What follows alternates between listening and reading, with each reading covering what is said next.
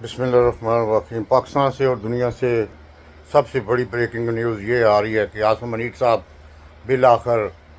کامیاب ہو گئے ہیں ڈونلڈ ٹرمپ سے ٹائم لینے میں اور ڈونلڈ ٹرمپ سے ملنے میں، اس لیے کہ عاصم منیر صاحب آج 1 بجے امریکن وقت کے مطابق ملاقات کرنے جا رہے ہیں کھانے پہ۔ ڈونلڈ ٹرمپ صاحب نے کھانے پہ ان کو بلایا ہے۔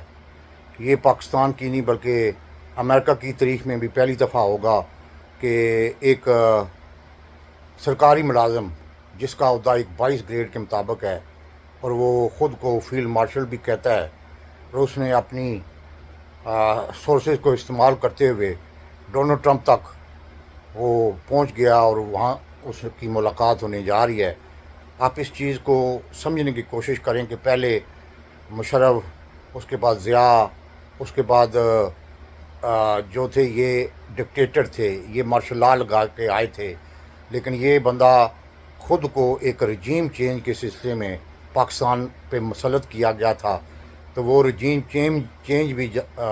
جو تھا وہ بھی امریکہ کے کہنے پہ باجوہ صاحب نے کیا تھا۔ تو اس کی امپارٹنس مزید بڑھ جاتی ہے کہ آیا کیا وجہ ہے کہ ڈونلڈ ٹرمپ صاحب عاصم منیر سے ملاقات کرنا چاہتے ہیں۔ پہلی وجہ تو یہ ہے کہ جو ڈونلڈ ٹرمپ صاحب کا ایک دن پہلے جو قومی سلامتی کا اجلاس ہوا تھا، اس میں ڈونلڈ ٹرمپ نے یہ فیصلہ کیا تھا کہ ہم اسرائیل کی جنگ میں جو کہ ایران کے ساتھ لڑی جا رہی ہے اس میں شریک ہونے کے لیے وہ باقاعدہ طور پر انہوں نے رائے لی تھی، لیکن رائے وہاں ڈیوائڈ تھی۔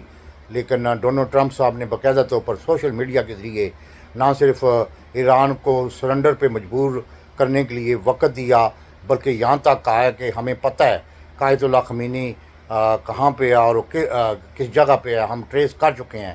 اگر وہ چاہتے ہیں کہ آیت اللہ خمینی صاحب اپنی زندگی چاہتے ہیں تو وہ باقاعدہ طور پر سرنڈر کا اعلان کر دیں۔ اور جس طرح پھر تیسری سب سے بڑی خیر، جس طرح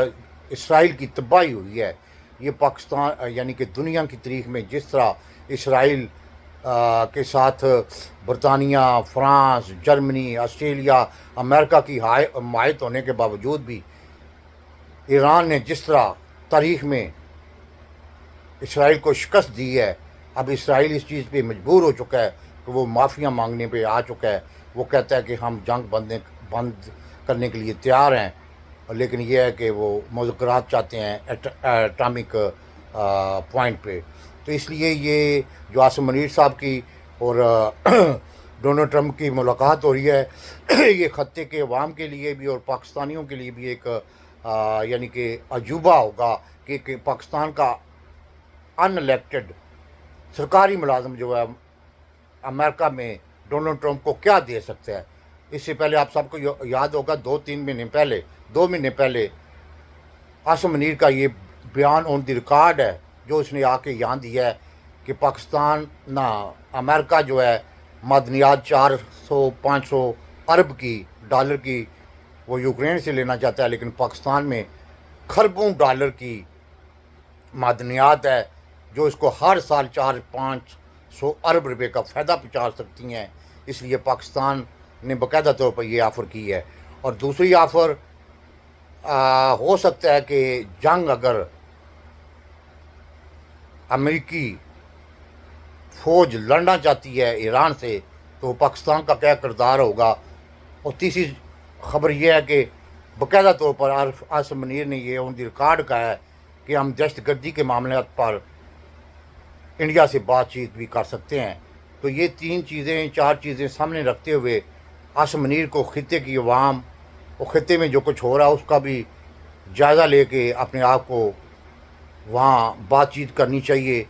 اور دوسری سب سے بڑی خبر ہے کہ عمران خان صاحب کے بارے میں بھی سب دنیا کو پتہ ہے کہ وہ ڈونلڈ لو نے جو کچھ کیا تھا وہ بھی امریکہ کے کہنے پہ کیا تھا، اور اب امریکہ چاہتا ہے کہ ایران میں بھی رجیم چینج آپریشن ہو، کیونکہ جو امریکہ کی اسٹیبلشمنٹ ہے وہ جہاں اپنی مخالفت دیکھتی ہے یا ایسا کوئی لیڈر دیکھتی ہے جو کہ اس کے سامنے یا اس کے اتحادیوں کے سامنے ڈٹ جائے تو اس کو وہ لازمی بات ہے اس کو وہ اقتدار میں نہیں رہنے دیتی۔ اب یہ ملاقات بھی اس سلسلے کی کڑی ہے، کیونکہ باجوہ بائیڈن کا چیتا تھا، اب ڈونلڈ ٹرمپ کے ساتھ جو بات چیت ہوتی ہے اس پہ کیا اندرونی طور پر ہوتا ہے یہ تو 2-3 گھنٹے کے بعد واضح ہو جائے گا، اور اس کے بعد عاصم منیر کا بھی اور اسٹیٹ ڈپارٹمنٹ کا بھی جو اسٹیٹمنٹ آئے گا اس سے واضح ہو جائے گا. لیکن یہ میرے خیال میں عاصم منیر کی اب پاکستان میں ایز اے آرمی چیف نہیں بلکہ ایز اے صدر یا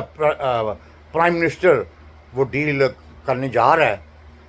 آئندہ پاکستان میں انتخاب ہوتے ہیں یا کیا ہوتا ہے یہ تو مجھے پتہ نہیں، لیکن میرے خیال میں اب وہ جس پوزیشن پہ آ چکا ہے عاصم منیر، اس پوزیشن کو مد نظر رکھتے ہوئے ڈونلڈ ٹرمپ نے بھی اس سے ملاقات